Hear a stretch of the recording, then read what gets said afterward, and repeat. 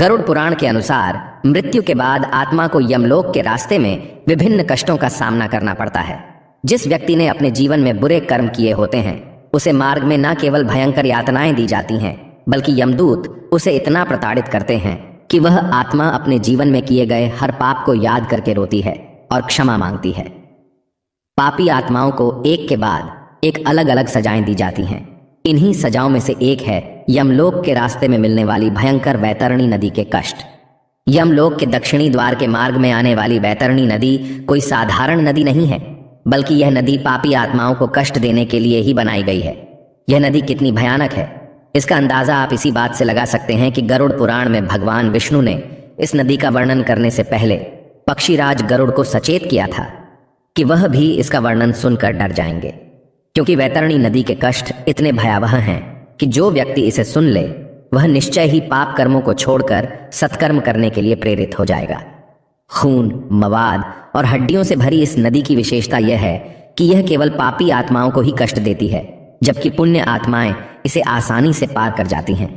तो आइए इस वीडियो में जानते हैं कि इस नदी का नाम वैतरणी क्यों है, यह नदी आखिर है कहाँ, देखने में यह नदी कैसी दिखती है और पापी आत्माओं को यह नदी क्या क्या कष्ट देती है। किन व्यक्तियों को वैतरणी नदी में फेंका जाता है और गरुड़ पुराण में ऐसा कौन सा विशेष कर्म बताया गया है जिसे करने पर वैतरणी नदी के कष्ट नहीं भोगने पड़ते। इन सारे प्रश्नों के उत्तर आपको इस वीडियो में मिलेंगे, लेकिन आगे बढ़ने से पहले आपसे प्रार्थना है कि हमारे चैनल वैदिक ज्ञान संगम को सब्सक्राइब करें और कमेंट बॉक्स में जय श्री नारायण लिखकर परमात्मा को अपना आभार व्यक्त करें। गरुड़ पुराण के अनुसार यमदूत जिन पापी आत्माओं को यमपुरी में दक्षिण दिशा की ओर से ले जाते हैं उन्हें रास्ते में वैतरणी नदी का सामना करना पड़ता है। वैतरणी नदी 100 योजन में फैली हुई है और देखने में बहुत भयानक है। इस नदी के तट पर हड्डियों का ढेर लगा हुआ रहता है, जहां बड़े चोंच वाले बड़े बड़े मांसभक्षी पक्षी, गिद्ध और कौवे इस नदी को घेरे रहते हैं। गरुड़ पुराण में इस नदी के विभत्स स्वरूप का वर्णन करते हुए लिखा है कि यह नदी रक्त, मांस, बाल, हड्डियां, कीचड़, मवाद आदि से भरी हुई है। इस नदी में पड़ने वाली हर आत्मा असहनीय कष्ट पाती है। पापियों को देखकर यह नदी क्रोधित हो जाती है और भयानक रूप धारण कर लेती है, जिससे इसका पानी गर्म बर्तन में रखे घी की तरह खौलने लगता है और पापी आत्माओं को इसी खौलते पानी से होकर आगे जाना होता है। इतना ही नहीं, नदी में लगातार भयंकर बिजली और तूफान आता रहता है, जो इसके स्वरूप को और भी डरावना बना देते हैं।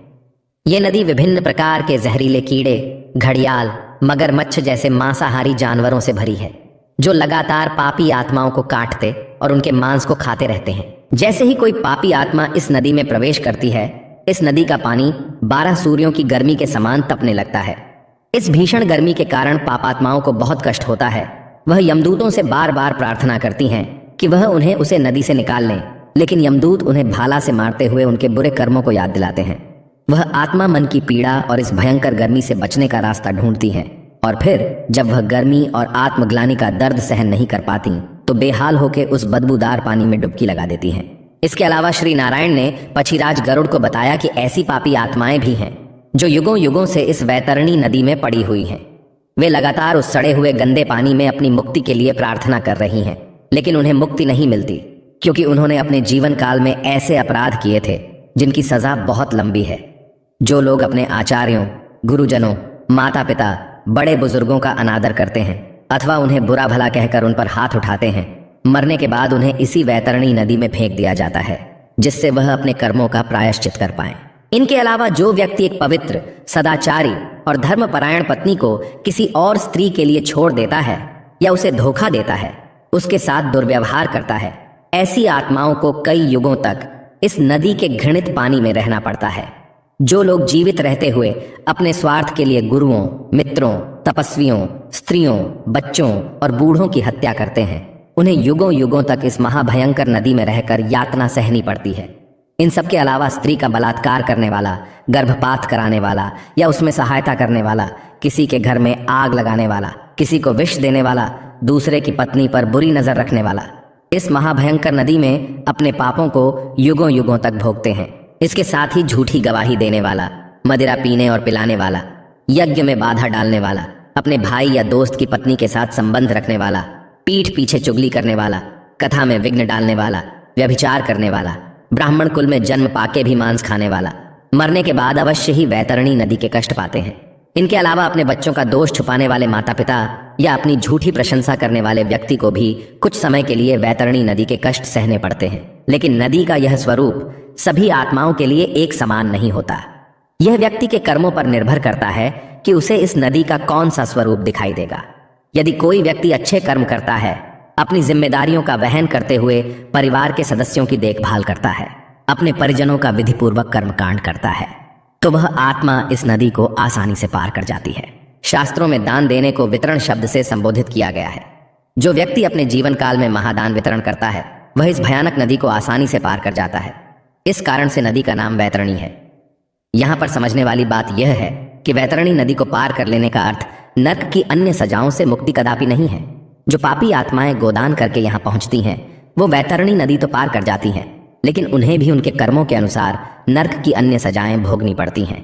इसलिए लोगों को जीवित रहते दान और अच्छे कर्म करना चाहिए। इसलिए हिंदू धर्म में मृत्यु से पहले गौदान कराया जाता है। ऐसा माना जाता है कि दान और सुकर्म के प्रभाव से मनुष्य को अलौकिक सुख की प्राप्ति होगी। इसलिए दोस्तों, मनुष्य को चाहिए कि वह अपने जीवन काल में अधिक से अधिक सत्कर्म का संग्रह करें, जिससे कि उसे मृत्यु के बाद किसी तरह का कष्ट न भोगना पड़े। सनातन धर्म में गरुड़ पुराण को भगवान विष्णु का स्वरूप माना जाता है।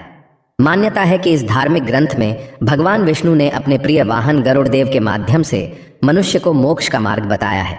इसलिए व्यक्ति को अपने जीवन काल में कम से कम एक बार गरुड़ पुराण का पाठ अवश्य करना चाहिए। इस पाठ का उद्देश्य किसी और व्यक्ति के लिए हो ना हो, लेकिन स्वयं के लिए होना चाहिए, क्योंकि गरुड़ पुराण के पाठ करने से ही आपको मृत्यु के बाद आत्मा के साथ जो भी अच्छा या बुरा होता है उसकी सही जानकारी मिल